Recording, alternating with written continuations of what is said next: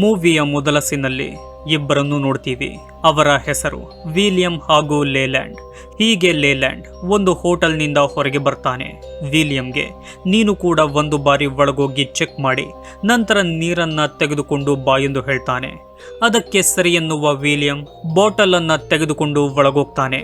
ಹೋದರೆ ಆ ಹೋಟೆಲ್ನಲ್ಲಿ ಯಾರು ಕೂಡ ಇರೋದಿಲ್ಲ. ಎಲ್ಲ ಕಡೆ ಅವನಿಗೆ ರಕ್ತ ಕಾಣುತ್ತೆ. ಆದರೆ ಅವನಿಂದ ಯಾವುದೇ ರೀತಿಯ ರಿಯಾಕ್ಷನ್ ಬರೋದಿಲ್ಲ. ನಂತರ ಆತ ಮುಂದೆ ಹೋದಾಗ ಆ ಜಾಗದಲ್ಲಿ ಆ ಹೋಟೆಲ್ನಲ್ಲಿ ಕೆಲಸ ಮಾಡುತ್ತಿದ್ದ ಜನರ ತುಂಬ ಭೀಕರವಾದ ಶವಗಳಿರುತ್ತೆ. ಆದರೂ ಅದಕ್ಕೆ ತಲೆ ಕೆಡಿಸಿಕೊಳ್ಳದೆ ವಿಲಿಯಂ ನೀರನ್ನ ಹಿಡಿಯಲು ಶುರು ಮಾಡ್ತಾನೆ. ಆಗ ನಮಗೆ ಗೊತ್ತಾಗುತ್ತೆ ಈ ಇಬ್ಬರೂ ಕೂಡ ತುಂಬ ನಟೋರಿಯಸ್ ಸುಪಾರಿ ಕಿಲ್ಲರ್ಸ್ ಎಂದು. ಆಗ ಅಲ್ಲಿಗೆ ಒಂದು ರೂಮ್ನಿಂದ ಚಿಕ್ಕ ಹುಡುಗಿ ಬರ್ತಾಳೆ. ಆಕೆ ತುಂಬಾ ಭಯದಲ್ಲಿರ್ತಾಳೆ. ಶವಗಳನ್ನ ನೋಡಿ ಅವಳು ಇನ್ನೂ ಹೆಚ್ಚಾಗಿ ಭಯಪಡ್ತಾಳೆ. ಆಗ ಅವಳನ್ನು ಸುಮ್ಮನಾಗಿಸುವ ವಿಲಿಯಂ ಗನ್ನನ್ನು ಹೊರಗೆ ತೆಗೆದು ಅವಳಿಗೆ ಶೂಟ್ ಮಾಡಿ ಸಾಯಿಸ್ತಾನೆ. ಆಗ ಸೀನ್ ಚೇಂಜ್ ಆಗುತ್ತೆ. ಈ ಸೀನ್ನಲ್ಲಿ ಒಂದು ಕುಟುಂಬವನ್ನ ನೋಡ್ತೀವಿ. ಆಗ ನಮಗೆ ಅವರ ಪರಿಚಯವಾಗುತ್ತೆ. ಅವರ ಹೆಸರು ಟಾಮ್, ಅವನ ಹೆಂಡತಿ ಎಡಿ. ಇವರಿಗೆ ಇಬ್ಬರು ಮಕ್ಕಳಿರ್ತಾರೆ. ಅವರ ಹೆಸರು ಜಾಕ್, ಮಗಳಾದ ಸಾರಾ. ಹೀಗೆ ಅವರ ಕುಟುಂಬ ತುಂಬಾ ಸಂತೋಷವಾಗಿರುತ್ತೆ. ಇವರು ಕೂಡ ಒಂದು ಚಿಕ್ಕದಾದ ಹೋಟೆಲ್ ಅನ್ನ ನಡೆಸುತ್ತಿರುತ್ತಾರೆ. ಟಾಮ್ ಯಾವ ಜಗಳಕ್ಕೂ ಹೋಗದೆ ತನ್ನ ಕೆಲಸವಾಯಿತು, ತನ್ನ ಕುಟುಂಬವಾಯಿತು ಎನ್ನುವಂತಹ ವ್ಯಕ್ತಿಯಾಗಿರ್ತಾನೆ. ಆ ಟೌನ್ನಲ್ಲಿರುವ ಜನರಿಗೆಲ್ಲ ಟಾಮ್ನ ಬಗ್ಗೆ ಒಳ್ಳೆಯ ಅಭಿಪ್ರಾಯವಿರುತ್ತೆ. ಆಗ ನಮಗೆ ಜಾಕ್ನ ಬಗ್ಗೆ ತೋರಿಸಲಾಗುತ್ತೆ. ಜಾಕ್ ಕೂಡ ಒಳ್ಳೆಯ ಹುಡುಗನಾಗಿದ್ದು ಆತ ಕಾಲೇಜಿನಲ್ಲಿರುವಾಗ ಬಾಬಿ ಎನ್ನುವ ಹುಡುಗ ಅವನಿಗೆ ಯಾವಾಗಲೂ ರೇಗಿಸಿ ಅವಮಾನ ಮಾಡುತ್ತಿರುತ್ತಾನೆ. ಜಾಕ್ಗೆ ಎಷ್ಟೇ ಕೋಪ ಬಂದರೂ ಆತ ಏನು ಕೂಡ ಮಾಡುತ್ತಿರಲ್ಲ. ಇತ್ತ ಟಾಮ್ ಎಂದಿನಂತೆ ತನ್ನ ಹೋಟೆಲ್ಗೆ ಬರ್ತಾನೆ. ಹೀಗೆ ಆ ದಿನ ಕಳೆಯುತ್ತೆ. ಹೋಟೆಲ್ ಅನ್ನು ಕ್ಲೋಸ್ ಮಾಡುವ ಸಮಯ ಬರುತ್ತೆ. ಆ ಸಮಯದಲ್ಲಿ ನಾವು ಮೊದಲ ಸೀನ್ನಲ್ಲಿ ನೋಡಿದ ಆ ಕಿಲ್ಲರ್ಸ್ ಬರ್ತಾರೆ, ಏಕೆಂದರೆ ಕಾಫಿಗಾಗಿ. ಆಗ ಟಾಮ್ ಹೇಳ್ತಾನೆ ಹೋಟೆಲ್ ಅನ್ನ ಕ್ಲೋಸ್ ಮಾಡುವ ಸಮಯ ಆಗಿದೆ ಎಂದು. ಆಗ ಲೇಲ್ಯಾಂಡ್ ಜೋರಾಗಿ ಕಿರುಚಾಡಲು ಶುರು ಮಾಡ್ತಾನೆ. ಆಗ ಟಾಮ್ಗೆ ಗೊತ್ತಾಗುತ್ತೆ ಇವರು ಒಳ್ಳೆಯವರಲ್ಲ ಎಂದು. ಆಗ ಟಾಮ್ ಹೆಚ್ಚು ಮಾತಾಡದೆ ಸರಿ ಎಂದು ಹೇಳ್ತಾನೆ. ಅಲ್ಲಿ ಕೆಲಸ ಮಾಡುತ್ತಿದ್ದ ಶಾರ್ಲೆಟ್ ಎಂಬ ಮಹಿಳೆಗೆ ನೀವು ಮನೆಗೋಗಿ ಎಂದು ಕಳಿಸ್ತಾನೆ. ಅದಕ್ಕೆ ಸರಿ ಎಂದ ಆಕೆ ಅಲ್ಲಿಂದ ಹೋಗುವಾಗ ವಿಲಿಯಂ ಅವಳನ್ನ ಹಿಡಿದುಕೊಳ್ತಾನೆ. ಹೋಟೆಲ್ನ ಡೋರನ್ನ ಲಾಕ್ ಮಾಡಿ ಅವಳ ಜೊತೆ ತುಂಬಾ ಕೆಟ್ಟದಾಗಿ ನಡೆದುಕೊಳ್ಳಲು ಶುರು ಮಾಡ್ತಾನೆ. ಆಗ ಟಾಮ್ ದಯವಿಟ್ಟು ಅವಳನ್ನ ಬಿಟ್ಟು ಬಿಡಿ, ನಿಮಗೆ ದುಡ್ಡು ಬೇಕೆಂದರೆ ಇಲ್ಲಿರುವ ದುಡ್ಡನ್ನೆಲ್ಲ ತೆಗೆದುಕೊಳ್ಳಿ ಎಂದು ಅವರಿಗೆ ಹೇಳ್ತಾನೆ. ಆಗ ಲೇಲ್ಯಾಂಡ್ ಆ ದುಡ್ಡನ್ನ ತೆಗೆದುಕೊಳ್ಳೋದು ನಮಗೆ ಗೊತ್ತು, ನೀನು ನಮಗೆ ಅದನ್ನ ಹೇಳಬೇಕಾಗಿಲ್ಲ ಎಂದು ಗನ್ನನ್ನ ಹೊರಗೆ ತೆಗಿತಾನೆ. ಆಗ ವಿಲಿಯಂ ಶಾರ್ಲೆಟ್ ಅನ್ನ ಯಾವುದೇ ಕಾರಣವಿಲ್ಲದೆ ಕೊಲ್ಲಲು ಮುಂದಾಗ್ತಾನೆ. ಆ ಸಮಯದಲ್ಲಿ ಅಲ್ಲಿ ಕಸ್ಟಮರ್ಸ್ ಕೂಡ ಇರ್ತಾರೆ. ಅವರಿಗೂ ಕೂಡ ತುಂಬಾ ಭಯವಾಗುತ್ತಿರುತ್ತೆ. ಆಗ ಲೇಲ್ಯಾಂಡ್ಗೆ ಒಂದು ಕೆಟಲ್ನಿಂದ ಟಾಮ್ ಹೊಡಿತಾನೆ. ಅವನು ಹಿಡಿದಿದ್ದ ಗನ್ ಕೆಳಗೆ ಬೀಳುತ್ತೆ. ಆಗ ಅದನ್ನು ಎತ್ತಿಕೊಳ್ಳುವ ಟಾಮ್ ವಿಲಿಯಂಗೆ 3 ಬಾರಿ ಶೂಟ್ ಮಾಡ್ತಾನೆ. ಆಗ ವಿಲಿಯಂ ಸ್ಥಳದಲ್ಲೇ ಸತ್ತೋಗ್ತಾನೆ. ಆಗ ತುಂಬಾ ಕೋಪದಲ್ಲಿದ್ದ ಲೇಲ್ಯಾಂಡ್ ಟಾಮ್ಗೆ ಹೊಡಿತಾನೆ. ಸಿಕ್ಕ ವಸ್ತುವಿನಿಂದ ಟಾಮ್ನ ಕಾಲಿಗೆ ಸ್ಟ್ಯಾಬ್ ಮಾಡ್ತಾನೆ. ಆಗ ಟಾಮ್ ಅವನ ತಲೆಗೆ ಶೂಟ್ ಮಾಡಿ ಸಾಯಿಸ್ತಾನೆ. ಅಲ್ಲಿದ್ದವರೆಲ್ಲ ಟಾಮ್ ಮಾಡಿದ ಕೆಲಸದಿಂದ ತುಂಬಾ ಶಾಕ್ನಲ್ಲಿರ್ತಾರೆ. ನಂತರ ಆ ಜಾಗಕ್ಕೆ ಪೊಲೀಸ್ ಟೀಮ್ ಬರುತ್ತೆ. ಮೀಡಿಯಾದವರೆಲ್ಲ ಬರಲು ಶುರು ಮಾಡ್ತಾರೆ. ಹೋಟೆಲ್ನಲ್ಲಿದ್ದವರೆಲ್ಲ ಇಂಟರ್ವ್ಯೂ ಕೊಡ್ತಾರೆ. ಇದರಲ್ಲಿ ಅವರು ಹೇಳೋದೇನೆಂದ್ರೆ ಟಾಮ್ ನಮ್ಮ ಪ್ರಾಣವನ್ನ ಕಾಪಾಡಿದ ಹೀರೋ ಎಂದು, ಅವನಿಂದಲೇ ನಾವೆಲ್ಲ ಬದುಕಿದ್ದು ಎಂದು ಮೀಡಿಯಾಗೆ ಹೇಳ್ತಾರೆ. ಆಗ ನಾವು ಟಾಮ್ನನ್ನು ಹಾಸ್ಪಿಟಲ್ನಲ್ಲಿ ನೋಡ್ತೀವಿ. ಅಲ್ಲಿಯ ನ್ಯೂಸ್ ಚಾನಲ್ ಅನ್ನು ಟಾಮ್ ನೋಡುತ್ತಿರುತ್ತಾನೆ. ಒಂದು ರಾತ್ರಿಯಲ್ಲಿಯ ಟಾಮ್ ಹೀರೋ ಆಗಿರ್ತಾನೆ. ಯಾವ ನ್ಯೂಸ್ ಚಾನಲ್ ಹಾಕಿದರೂ ಅದರಲ್ಲೆಲ್ಲ ಟಾಮೇ ಬರುತ್ತಿರುತ್ತಾನೆ. ಟೌನ್ನವರು ಕೂಡ ಅವನನ್ನ ಹೊಗಳಲು ಶುರು ಮಾಡ್ತಾರೆ. ನಂತರ ಅವನ ಕುಟುಂಬ ಅವನನ್ನ ಮನೆಗೆ ಕರೆದುಕೊಂಡು ಹೋಗ್ತಾರೆ. ಅವನ ಮನೆಯ ಬಳಿಯೂ ಮೀಡಿಯಾದವರು ಇರ್ತಾರೆ. ಆದರೆ ಅವರಿಗೆ ಇಂಟರ್ವ್ಯೂ ಕೊಡೋ ಸ್ಥಿತಿಯಲ್ಲಿ ಅವರು ಇರೋದಿಲ್ಲ. ಟಾಮ್ನ ಕುಟುಂಬಕ್ಕೂ ಕೂಡ ಟಿವಿಯಲ್ಲಿ ಬರುತ್ತಿರುವ ಟಾಮ್ನ ನ್ಯೂಸ್ನಿಂದ ಖುಷಿ ಇರುತ್ತೆ. ಆದರೆ ಟಾಮ್ನ ಮುಖದಲ್ಲಿ ಆ ಖುಷಿ ಇರೋದಿಲ್ಲ. ಆತ ಯಾವುದೋ ಯೋಚನೆಯಲ್ಲಿರ್ತಾನೆ. ನೆಕ್ಸ್ಟ್ ಡೇ ಟಾಮ್ ಹೋಟೆಲ್ಗೆ ಹೋಗ್ತಾನೆ. ಟಾಮ್ ಫೇಮಸ್ ಆಗಿರೋದ್ರಿಂದ ಅತಿಯಾದ ಜನರು ಬಂದಿರ್ತಾರೆ. ಟಾಮ್ಗೆ ಸಹಾಯ ಮಾಡಲು ಎಡಿ ಕೂಡ ಅಲ್ಲಿಗೆ ಬಂದಿರ್ತಾಳೆ. ಈ ಸಮಯದಲ್ಲಿ ಹೋಟೆಲ್ಗೆ 3 ಜನ ಬರ್ತಾರೆ. ಅವರನ್ನು ನೋಡಿದ ಟಾಮ್ಗೆ ಗೊತ್ತಾಗುತ್ತೆ ಇವರು ಈ ಟೌನ್ನವರಲ್ಲ ಎಂದು. ಅಲ್ಲಿದ್ದ ಸೀಟ್ನಲ್ಲಿ ಕುಳಿತುಕೊಳ್ಳೋ ಅವರು ಟಾಮ್ನ ಜೊತೆ ಮಾತಾಡ್ತಾರೆ. ಆ ಗುಂಪಿನ ಲೀಡರ್ ಆದ ಕಾರ್ಲ್ ಎಂಬ ವ್ಯಕ್ತಿ ಟಾಮ್ನನ್ನು ಜೋ ಎಂದು ಕೂಗ್ತಾನೆ. ಆಗ ಟಾಮ್ ಹೇಳ್ತಾನೆ, ನೀವು ಕನ್ಫ್ಯೂಸ್ ಆಗಿದ್ದೀರಾ, ನನ್ನ ಹೆಸರು ಜೋ ಅಲ್ಲ, ನಾನು ಟಾಮ್ ಎಂದು ಹೇಳ್ತಾನೆ. ಆಗ ಆತ ಡ್ಯಾಮೇಜ್ ಆದ ತನ್ನ ಕಣ್ಣನ್ನು ತೋರಿಸಿ, ನಾನು ಕನ್ಫ್ಯೂಸ್ ಆಗಿಲ್ಲ, ನಾನು ಸರಿಯಾಗಿಯೇ ಹೇಳುತ್ತಿದ್ದೀನಿ, ನೀನು ಜಾಯೆ ಎಂದು ಹೇಳ್ತಾನೆ. ಆಗ ಎಡಿ ಮಾತಾಡ್ತಾಳೆ, ನೀವು ಆರ್ಡರ್ ಮಾಡದಿದ್ದರೆ ಇಲ್ಲಿಂದ ಹೋಗಬಹುದು, ಸುಮ್ಮನೆ ನಮ್ಮ ಸಮಯವನ್ನ ವ್ಯರ್ಥ ಮಾಡಬೇಡಿ, ಈಗ ನೀವು ಇಲ್ಲಿಂದ ಹೋಗದಿದ್ದರೆ ನಾನು ಪೊಲೀಸ್ಗೆ ಕಾಲ್ ಮಾಡ್ತೀನಿ ಎಂದು ಹೇಳ್ತಾಳೆ. ಆಗ ಕಾರ್ಲ್ ತನ್ನವರನ್ನ ಕರೆದುಕೊಂಡು ಅಲ್ಲಿಂದ ಹೊರಟೋಗ್ತಾನೆ. ಬಂದಿದ್ದವರು ಕೆಟ್ಟ ವ್ಯಕ್ತಿಗಳು ಎಂದು ಎಡಿಗೆ ಅನುಮಾನ ಬರುತ್ತೆ. ಅದಕ್ಕಾಗಿ ಆಕೆ ಕೂಡಲೇ ತನಗೆ ಪರಿಚಯವಿದ್ದ ಆ ಟೌನ್ನ ಶರೀಫ್ಗೆ ಕಾಲ್ ಮಾಡಿ ನಡೆದ ವಿಷಯ ಹೇಳ್ತಾಳೆ. ಆಗ ಅವರು ಹೋಗುತ್ತಿದ್ದ ಕಾರನ್ನು ಹುಡುಕಿ ಅದನ್ನು ನಿಲ್ಲಿಸುವ ಶರೀಫ್ ಅವರ ಐಡಿಯನ್ನ ಕೇಳಿ ತಗೋತಾನೆ. ಆಗ ಆತ ಹೀಗೆ ಹೇಳ್ತಾನೆ, ನಮ್ಮ ಟೌನ್ನಲ್ಲಿ ಯಾವುದೇ ಕೇಸ್ಗಳಿಲ್ಲ, ಇಲ್ಲಿರುವ ಜನರೆಲ್ಲ ತುಂಬ ನೆಮ್ಮದಿಯಾಗಿ ವಾಸ ಮಾಡುತ್ತಿದ್ದಾರೆ, ನಿಮ್ಮಿಂದ ಈ ಟೌನ್ಗೆ ಯಾವ ಸಮಸ್ಯೆ ಕೂಡ ಆಗಬಾರದು, ಪುನಃ ನಿಮ್ಮನ್ನ ಇಲ್ಲಿ ನಾನು ನೋಡಿದರೆ ಕ್ರಮ ಕೈಗೊಳ್ತೀನಿ ಎಂದು ಅವರಿಗೆ ವಾರ್ನ್ ಮಾಡ್ತಾನೆ. ಆಗ ಕಾರ್ಲ್, ನಾವು ಟೂರಿಸ್ಟ್ಗಳು, ನಾವು ಸುಮ್ಮನೆ ಈ ಟೌನ್ಗೆ ಬಂದಿದ್ದು ಎಂದು ಹೇಳಿ ಅಲ್ಲಿಂದ ಹೊರಟೋಗ್ತಾರೆ. ಅವರ ಮೇಲೆ ಶರೀಫ್ಗೆ ಅನುಮಾನ ಬರುವ ಕಾರಣ ಇವರು ಯಾರಿರಬಹುದು ಎಂದು ತಿಳಿದುಕೊಳ್ಳಲು ಪ್ರಯತ್ನ ಪಡ್ತಾನೆ. ನಂತರ ಟಾಮ್ನ ಮನೆಗೋಗ್ತಾನೆ, ಅವರ ಜೊತೆ ಮಾತಾಡ್ತಾನೆ. ನಿಮ್ಮ ಹೋಟೆಲ್ಗೆ ಬಂದಿದ್ದವರು ಫಿಲಡೆಲ್ಫಿಯಾ ಮಾಫಿಯಾದವರು, ಎಲ್ಲ ತರಹದ ಇಲ್ಲಿಗಲ್ ಆಕ್ಟಿವಿಟಿಗಳಲ್ಲಿ ಅವರ ಹೆಸರಿದೆ, ಅವರು ತುಂಬ ಡೇಂಜರಸ್, ಅಂತವರು ನಿಮ್ಮನ್ನೇಕೆ ಟಾರ್ಗೆಟ್ ಮಾಡಿದ್ದಾರೆ ಎಂದು ಗೊತ್ತಾಗುತ್ತಿಲ್ಲ, ಯಾವುದಕ್ಕೂ ನೀವು ತುಂಬ ಹುಷಾರಾಗಿರಿ, ಅವರನ್ನು ನೀವು ಪುನಃ ನೋಡಿದರೆ ನನಗೆ ಕಾಲ್ ಮಾಡಿ ಎಂದು ಹೇಳಿ ಅಲ್ಲಿಂದ ಹೊರಡ್ತಾನೆ. ಅವನ ಮಾತನ್ನು ಕೇಳಿದ ಎಡಿಗೆ ತುಂಬ ಗಾಬರಿಯಾಗುತ್ತೆ. ಆಗ ಟಾಮ್ ಮನೆಯಿಂದ ಹೊರಗೆ ನೋಡ್ತಾನೆ. ನೋಡಿದರೆ ಆ ಮೂವರು ಬಂದಿದ್ದ ಕಾರ್ ಅಲ್ಲಿಯೇ ನಿಂತಿರುತ್ತೆ. ಆಗ ಅವನಿಗೆ ಗೊತ್ತಾಗುತ್ತೆ ಇವರು ನನ್ನನ್ನು ಟಾರ್ಗೆಟ್ ಮಾಡಿದ್ದಾರೆ ಎಂದು. ನೆಕ್ಸ್ಟ್ ಡೇ ಟಾಮ್ ಹೋಟೆಲ್ನಲ್ಲಿರುವಾಗ ಹೋಟೆಲ್ನ ಮುಂದೆ ಆ ಕಾರ್ ಪುನಃ ಬರುತ್ತೆ. ನಂತರ ಅದು ಟಾಮ್ನ ಮನೆಯಿರುವ ಕಡೆಗೆ ಹೋಗಲು ಶುರು ಮಾಡುತ್ತೆ. ಅದನ್ನು ನೋಡಿದ ಟಾಮ್ಗೆ ಇವರು ನನ್ನ ಕುಟುಂಬಕ್ಕೆ ಏನಾದರೂ ಮಾಡುತ್ತಾರೆ ಎಂಬ ಭಯದಿಂದ ಅದರ ಹಿಂದೆಯೇ ಓಡೋಗ್ತಾನೆ. ಎಡಿಗೆ ಕಾಲ್ ಮಾಡಿ, ಅವರು ನಮ್ಮ ಮನೆಗೆ ಬರುತ್ತಿದ್ದಾರೆ, ಮನೆಯಲ್ಲಿರೋ ಶಾರ್ಟ್ ಗನ್ ಅನ್ನ ತೆಗೆದುಕೋ, ನಾನು ಕೂಡ ಮನೆಗೆ ಬರುತ್ತಿದ್ದೀನಿ ಎಂದು ಹೇಳ್ತಾನೆ. ಸ್ವಲ್ಪ ಸಮಯದಲ್ಲೇ ಟಾಮ್ ಕೂಡ ಮನೆಗೆ ಬರ್ತಾನೆ. ಆದರೆ ಅವರು ಬರೋದಿಲ್ಲ. ಇವರು ನಮಗೆ ಹೆದರಿಸಲು ಪ್ರಯತ್ನ ಪಡುತ್ತಿದ್ದಾರೆ ಎಂದು ಅವರಿಗೆ ಗೊತ್ತಾಗುತ್ತೆ. ನೆಕ್ಸ್ಟ್ ಡೇ ಎಡಿ ತನ್ನ ಮಗಳನ್ನ ಕರೆದುಕೊಂಡು ಶಾಪಿಂಗ್ಗೆ ಹೋಗಿದ್ದಾಗ ಅಲ್ಲಿಯೂ ಕೂಡ ಕಾರ್ಲ್ ಅವಳಿಗೆ ಕಾಣ್ತಾನೆ. ಆಗ ಎಡಿ ಅವನ ಜೊತೆ ಮಾತಾಡ್ತಾಳೆ. ದಯವಿಟ್ಟು ನಮ್ಮನ್ನ ಫಾಲೋ ಮಾಡಬೇಡಿ ಎಂದು ಕೇಳಿಕೊಂಡು ನೀವು ನನ್ನ ಗಂಡನ ಬಗ್ಗೆ ತಪ್ಪಾಗಿ ತಿಳಿದುಕೊಂಡಿದ್ದೀರಾ ಎಂದು ಅವನಿಗೆ ಹೇಳ್ತಾಳೆ. ಆಗ ಕಾರ್ಲ್ ಹೇಳ್ತಾನೆ, ಇಲ್ಲ, ನಾನು ಸರಿಯಾದ ಮನುಷ್ಯನನ್ನೇ ಫಾಲೋ ಮಾಡುತ್ತಿರೋದು, ನಿನ್ನ ಗಂಡನೇ ನಿನಗೆ ಸುಳ್ಳು ಹೇಳುತ್ತಿದ್ದಾನೆ, ಅವನು ಟಾಮ್ ಅಲ್ಲ, ಅವನು ಜೋಯ್. ನೀನೇ ಯೋಚನೆ ಮಾಡು, ಯಾವುದೇ ಜಗಳಕ್ಕೆ ಹೋಗದ ನಿನ್ನ ಗಂಡ ಅಷ್ಟು ಸುಲಭವಾಗಿ ಇಬ್ಬರನ್ನ ಶೂಟ್ ಮಾಡಿ ಕೊಲ್ಲಲು ಹೇಗೆ ಸಾಧ್ಯ? ಅವನ ಜೊತೆ ಮಾತಾಡು, ಹಾಗೆ ಅವನ ಅಣ್ಣನಾದ ರಿಚಿಯ ಬಗ್ಗೆ ಹೇಳು ಎಂದು ಹೇಳಿ ಅಲ್ಲಿಂದ ಹೊರಟೋಗ್ತಾನೆ. ಅವನ ಮಾತನ್ನ ಕೇಳಿದ ಎಡಿಗೆ ಟೆನ್ಷನ್ ಶುರುವಾಗುತ್ತೆ.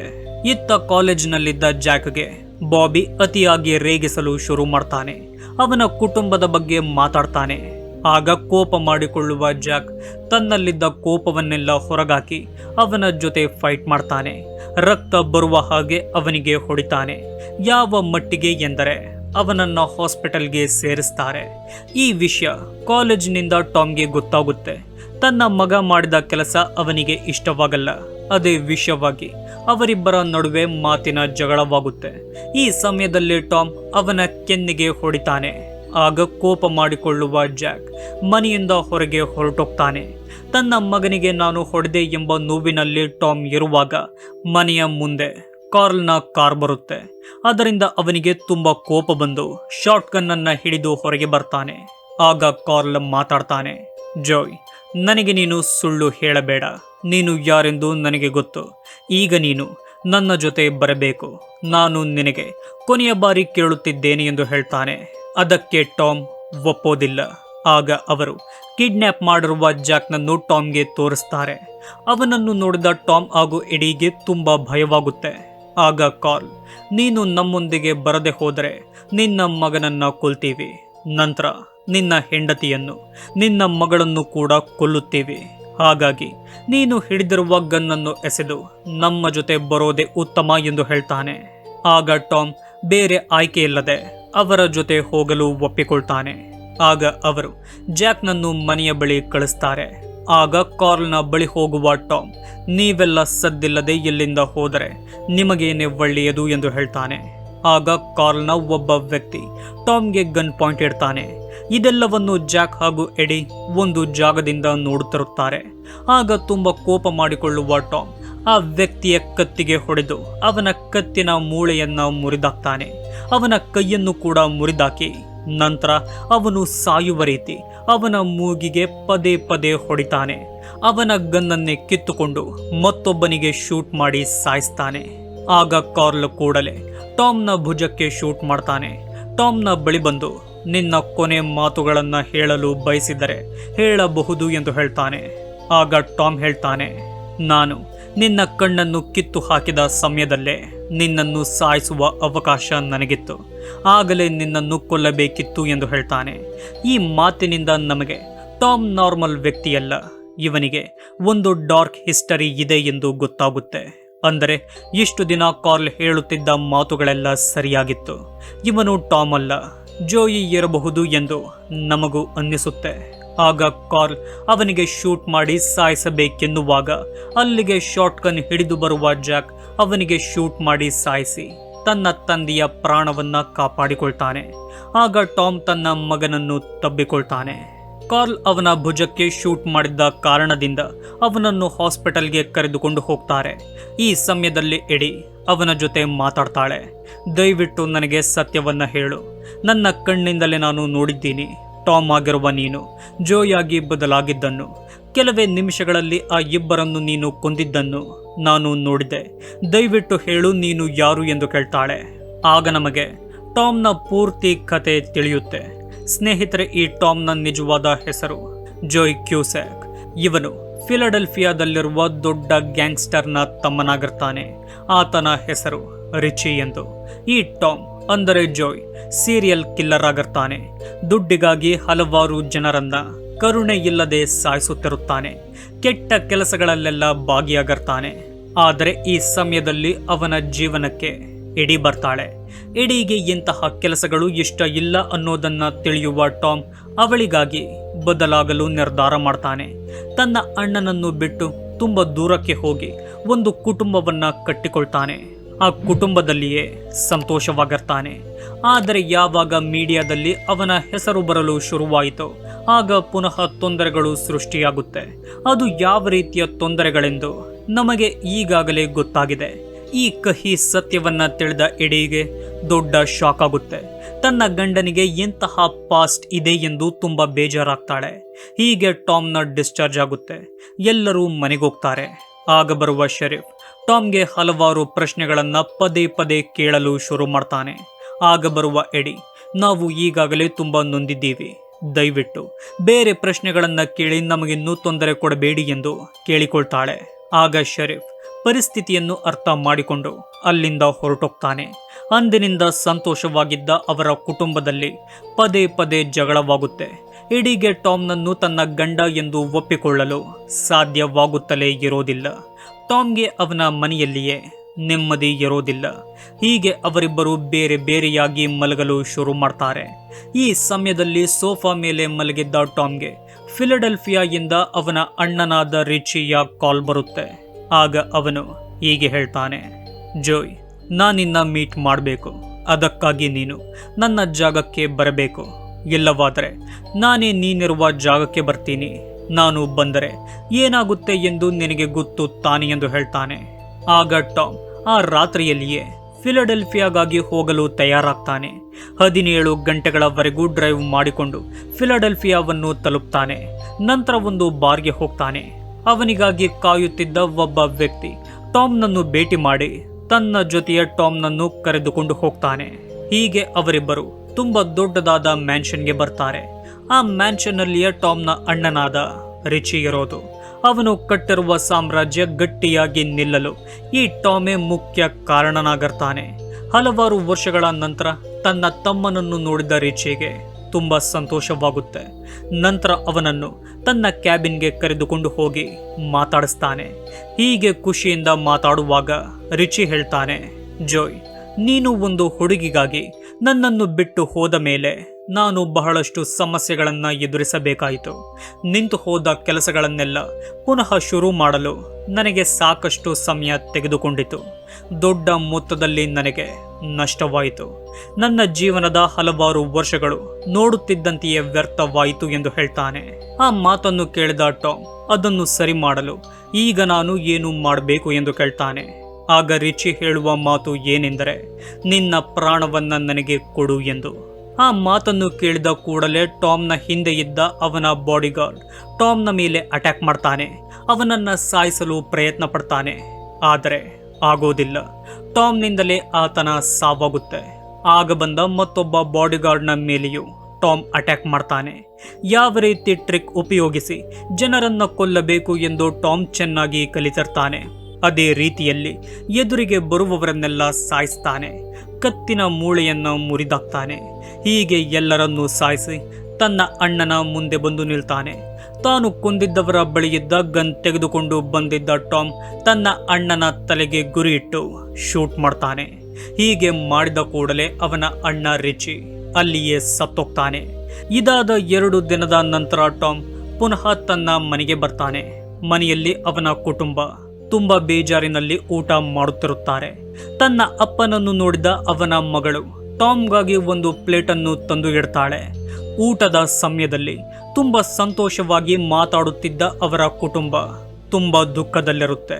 ಟಾಮ್ ಹಾಗೂ ಎಡಿಯ ಕಣ್ಣಿನಲ್ಲಿ ನೀರು ತುಂಬಿಕೊಂಡಿರುತ್ತೆ. ಅವರಿಬ್ಬರ ಸಂಬಂಧ ತುಂಬ ಬದಲಾಗಿರುತ್ತೆ. ಅವರ ಮಧ್ಯೆ ಇದ್ದ ಪ್ರೀತಿಯೂ ಕೂಡ ಕಡಿಮೆಯಾಗಿರುತ್ತೆ. ಆದರೂ ಈ ಕುಟುಂಬ ಪುನಃ ಮೊದಲಿನಂತೆ ಆಗುತ್ತೆ ಎಂದು ನಾವು ಅಂದುಕೊಳ್ಳುವಷ್ಟರಲ್ಲಿ ಆ ಹಿಸ್ಟರಿ ಆಫ್ ವೈಲೆನ್ಸ್ ಮೂವಿಯನ್ನು ಎಂಡ್ ಮಾಡಲಾಗಿದೆ. ಸ್ನೇಹಿತರೆ, ಈ ನನ್ನ ಎಕ್ಸ್ಪ್ಲೇನ್ ನಿಮಗಿಷ್ಟವಾಗಿದೆ ಎಂದುಕೊಳ್ತೀನಿ. ಇಷ್ಟವಾಗಿದ್ದರೆ ಈ ವಿಡಿಯೋಗೆ ಲೈಕ್, ಶೇರ್, ಕಮೆಂಟ್ ಮಾಡಿ. ಇದೇ ರೀತಿಯ ವಿಡಿಯೋಗಳಿಗಾಗಿ ನಮ್ಮ ಚಾನಲನ್ನು ಸಬ್ಸ್ಕ್ರೈಬ್ ಮಾಡಿಕೊಳ್ಳಿ. ಹೊಸ ವಿಡಿಯೋಗಳ ನೋಟಿಫಿಕೇಷನ್ಗಾಗಿ ಬೆಲ್ ಐಕಾನ್ ಅನ್ನು ಕ್ಲಿಕ್ ಮಾಡಿ. ವಿಡಿಯೋ ನೋಡಿದ್ದಕ್ಕೆ ಧನ್ಯವಾದಗಳು.